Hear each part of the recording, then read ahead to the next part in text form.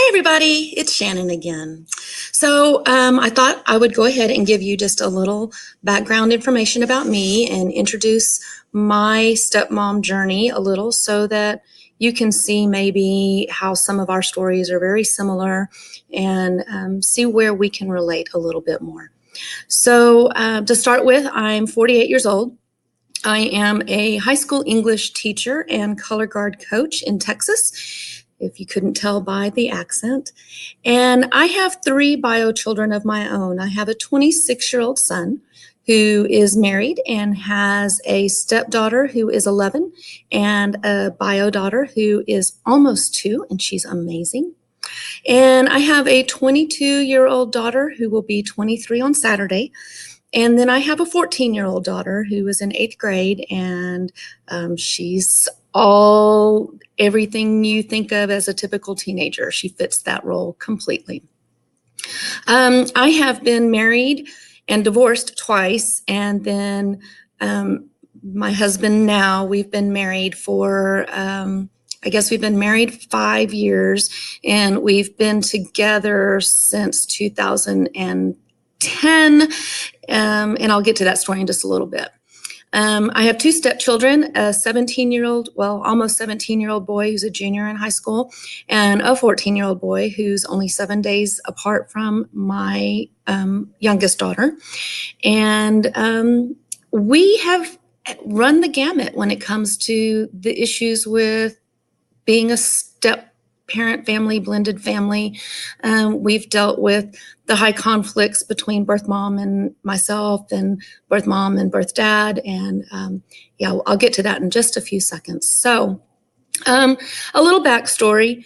I met my current husband back in 2007, and we became friends, and our children, our youngest kids, the 2 that are the same age, were in Bible school together that summer, and we just hit it off, had some really great conversations and really connected. But I was married, and so, for obvious reasons, that didn't go anywhere. Flash forward a couple of years, my husband and I at the time divorced and kind of went our separate ways for multitudes of reasons. And at that point, my current husband and I kind of reconnected and quickly realized that there was a really deep connection there. And so that began our journey.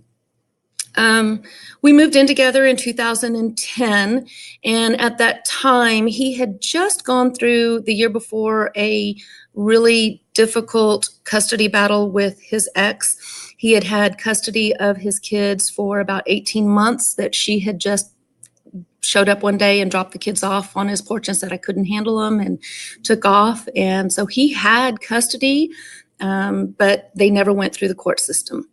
And so she met someone new and they got married, and then she decided she wanted the kids back, and that turned into a very ugly, long, expensive court battle.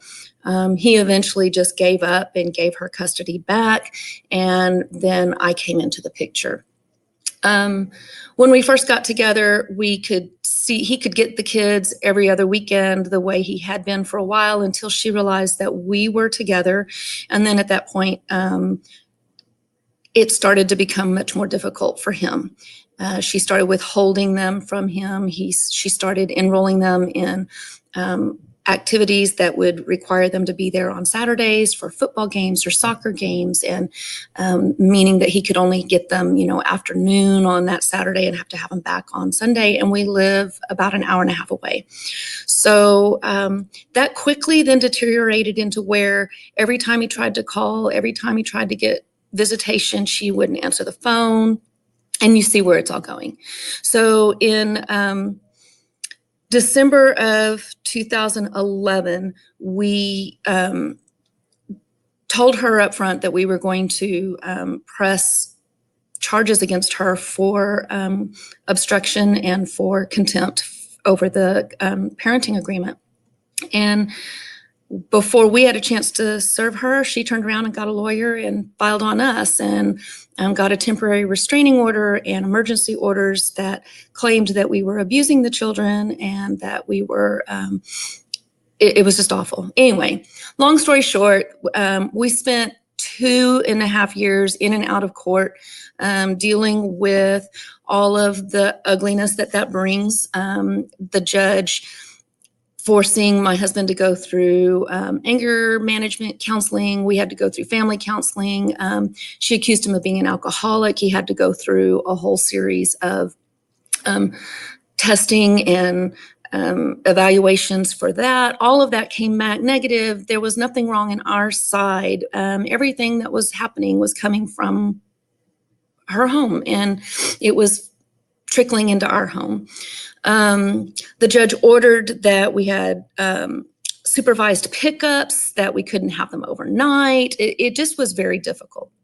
Anyway, eventually the judge ruled in our favor, gave my husband custody or visitation time back. We no longer had to go through the overnight visit restrictions and isolated pickups, and he was rewarded some time back for compensation.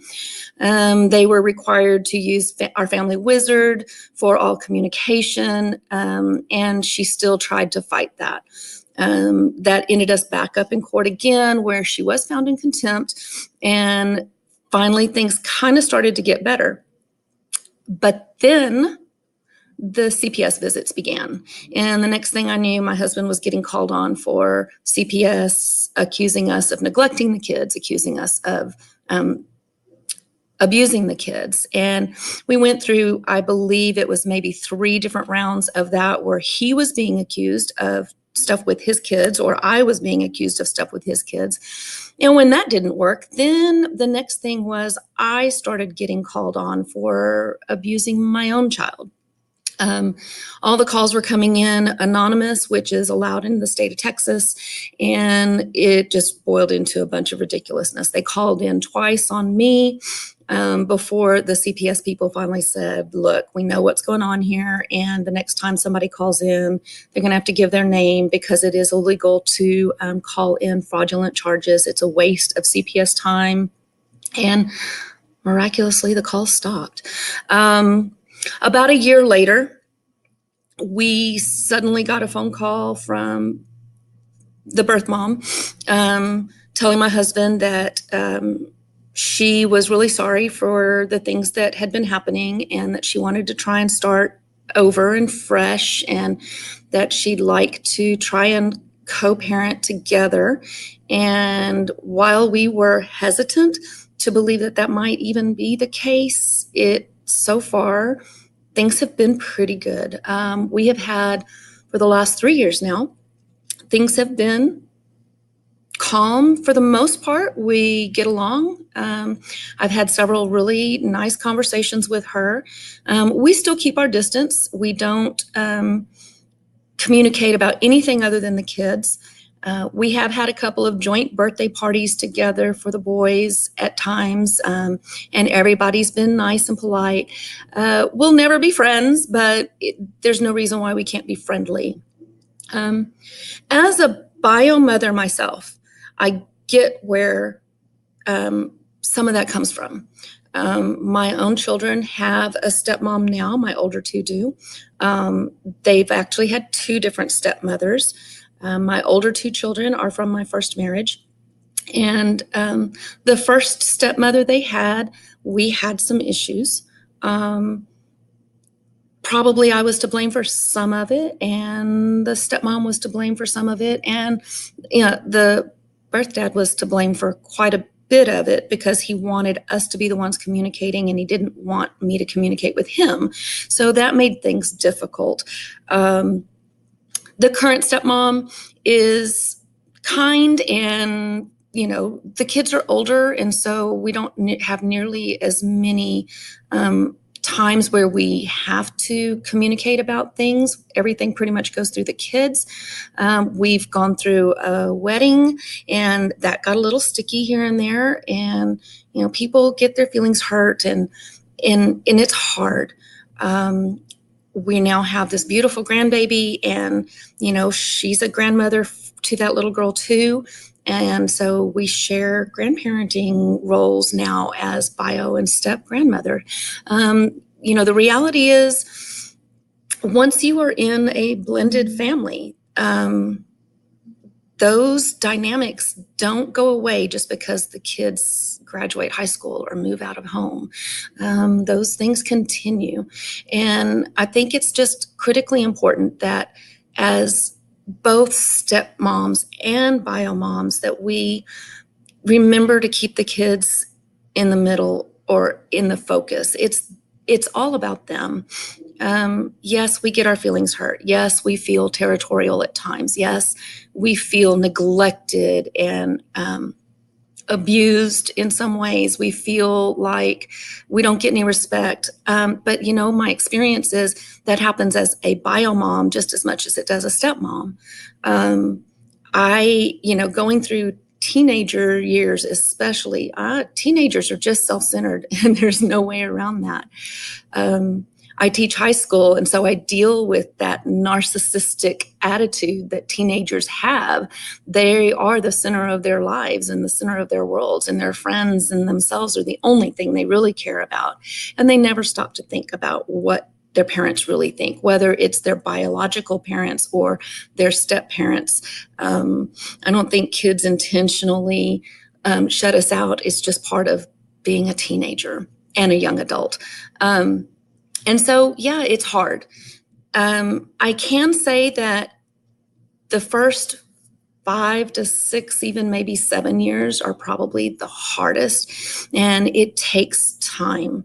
I will be honest, the issues that we dealt with birth mom has definitely put a wall, just so to speak, between my relationship with me and my stepsons. I had to disengage. I had to pull away. I had to protect my own emotions and that of those of my daughter, because it was too painful. And I was in high emotion state all the time. And so when I said, okay, look, this isn't my issue. This is your issue. This isn't my life that is the problem. This is your life that's the problem. I love you, and I'm going to welcome you into my home, and I'll do everything I can to make your time here with us comfortable, but I'm not going to engage in the battles anymore. And when I stepped back and they began to see that the drama continued, the boys did, as that drama continued, even though I wasn't engaging in the drama anymore, they began to see the reality. At their age now, they see the difference in the dynamics between their home with their mom versus their home with their dad. And it's two completely different homes. We have two completely different parenting styles and lifestyles, but that doesn't mean one's better than the other. And I think it just takes some time to build that. It doesn't happen overnight. So I hope that knowing where I come from, that I have perspective both as the biological mom that has stepmoms that I've had to work through those issues with, as well as I'm a stepmom who has dealt with all of the drama and the anger and the bitterness from having your tires slashed to, being called well, you know how that goes, being told that I'm the cause of all the problems, even being accused of being something to do with their divorce, even though they were divorced and she was already remarried before I ever even came into the picture. So I get it.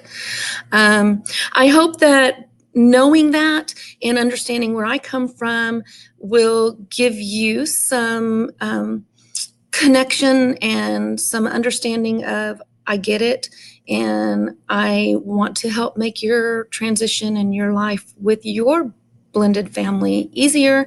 And hopefully our supportive page here is a means and an avenue for you to get some support and encouragement and some understanding, or someplace just to vent sometimes where people know what you're going through.